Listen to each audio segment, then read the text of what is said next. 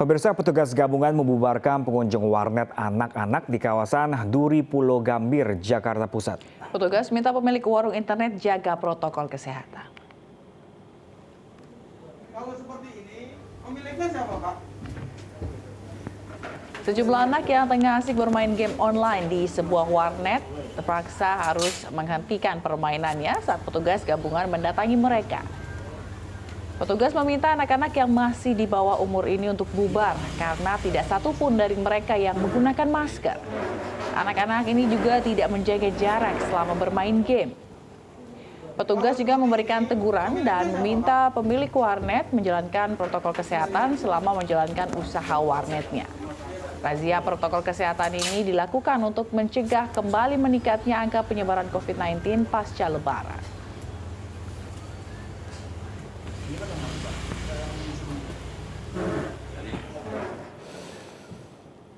Sementara itu, pemirsa, puluhan warga Belawan menggeruduk rumah sakit Mitra Medika Medan, Sumatera Utara pasca salah satu pasien meninggal dunia dinyatakan positif COVID-19.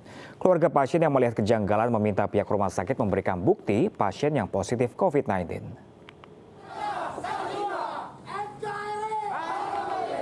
Keluarga pasien bersama puluhan warga Belawan yang tergabung dalam Pemuda Batak Bersatu mengeruduk rumah sakit Mitra Medika Medan di Jalan Komodor Laut Yosudarso, Kota Medan, Sumatera Utara. Mereka ragu dan merasa janggal terhadap rumah sakit Mitra Medika yang meminta keluarga segera menyetujui pemakaman pasien secara protokol COVID-19 tanpa adanya keterangan hasil tes swab ataupun PCR. Kerabat pasien mengatakan pasien wanita bernama Sudila Zega yang berusia 50 tahun masuk ke rumah sakit Selasa malam dan meninggal pada Rabu pagi.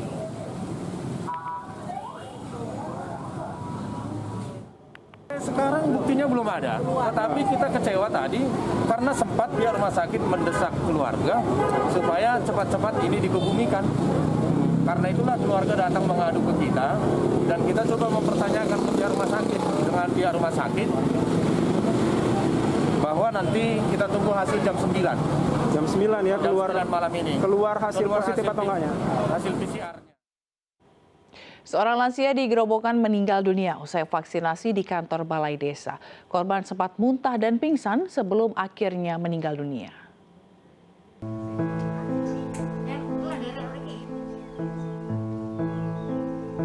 Suasana duka masih terlihat di rumah Supardi, 68 tahun, warga desa Papan Rejo, Kecamatan Gubuk Gerobokan, Jawa Tengah.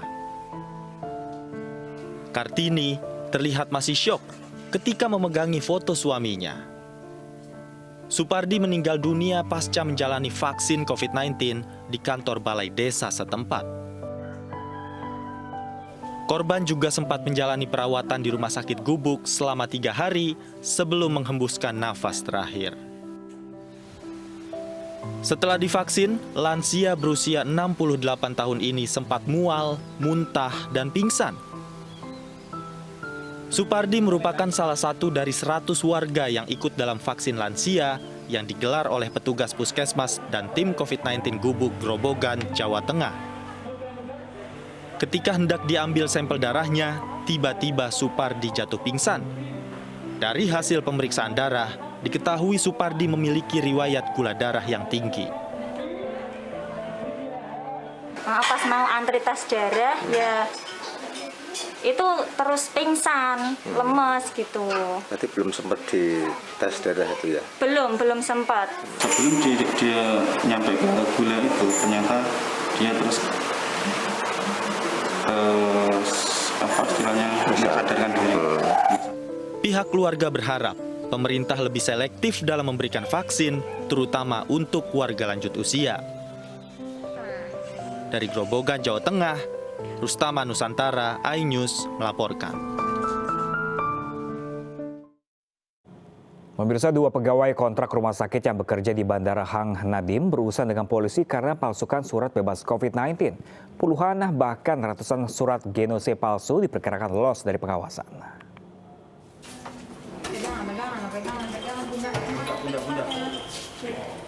Terungkapnya aksi pemalsuan surat bebas COVID ini berawal saat petugas curiga dengan salah satu penumpang tujuan Jakarta yang berangkat melalui Bandara Hang Nadiem. Dalam surat tersebut, tertera tanggal pengeluaran pada 31 Mei pukul 05.30 waktu Indonesia Barat, sementara pemeriksaan genos di Bandara Hang Nadim dimulai pukul 6 waktu Indonesia Barat. Petugas yang curiga kemudian melakukan penyelidikan terhadap calon penumpang dan diketahui mereka mendapat surat bebas COVID palsu dari kedua pelaku atas nama Juniadi dan Apriandi. Modus yang digunakan dengan mencari penumpang yang tidak mau antri maupun menolak melakukan tes genos. Selanjutnya, kedua pelaku mengeluarkan surat dengan logo Rumah Sakit BP Batam yang dihargai Rp50.000 per lembar. Pelaku melakukan ini menurut keterangan sudah sekitar 1 bulan melakukan kegiatan tersebut, bahwa pelaku melihat penumpang yang mungkin ingin cepat atau tergesa-gesa sehingga pelaku menawarkan proses pengeluaran surat tanpa mengikuti tes. Atas perbuatannya, kedua pelaku dijerat pasal 256 ayat 1 tentang pemalsuan dokumen dan terancam hukuman penjara maksimal 6 tahun. Dari Batam, Kepulauan Riau, Gusti Enosa, iNews melaporkan.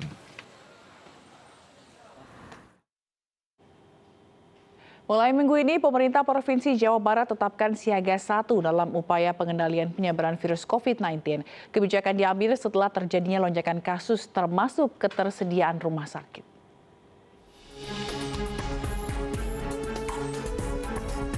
Lonjakan kasus COVID-19 di Jawa Barat kembali terjadi pasca arus mudik dan libur Lebaran.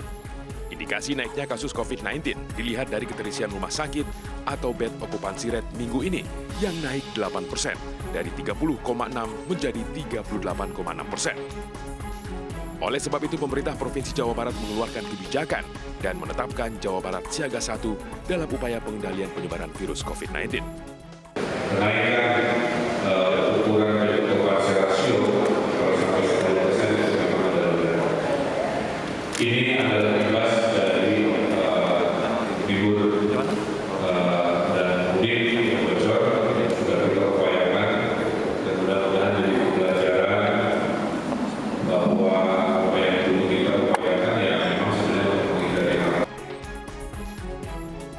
Pemerintah Provinsi Jawa Barat juga meminta rumah sakit yang tingkat keterisiannya sudah di atas 70% untuk segera mengalokasikan kamar perawatan penyakit umum diubah untuk pasien COVID-19. Dari Bandung, Jawa Barat, Diki Wismara, iNews melaporkan. Pemirsa, angka kasus COVID-19 di Kabupaten Pati, Jawa Tengah kembali meningkat. 2 puskesmas terpaksa ditutup sementara karena tenaga kesehatan turut terpapar COVID-19. 2 puskesmas yang harus ditutup adalah Puskesmas Gembong dan Wodaryaksa. Mulai Rabu hingga Sabtu mendatang, pelayanan kesehatan dialihkan ke puskesmas lain.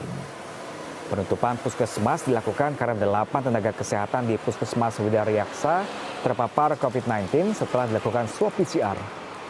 Sementara Puskesmas Gembong ditutup karena 6 nakesnya positif COVID-19.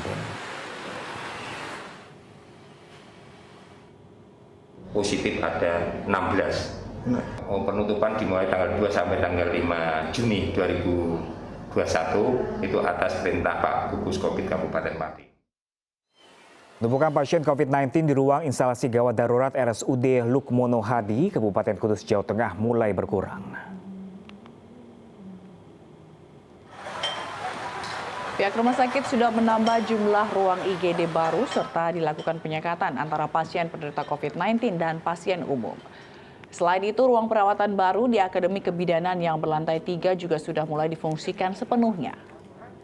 Bupati Kudus, HM Hartopo, menyatakan lonjakan COVID-19 pasca libur Lebaran memang terjadi. Namun saat ini kondisinya mulai terkendali. Aku yakin COVID ini segera melandai. Segera melandai, insya Allah. Jadi tidak seperti momok, kayak kita seperti ini kan.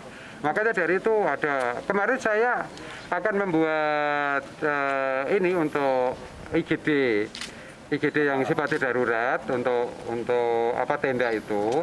Tujuan saya jangan sampai IGD ini dicampur setelah observasi. Kementerian Agama hari ini akan mengumumkan kebijakan penyelenggaraan haji tahun 2021. Selengkapnya sesaat lagi, pemirsa.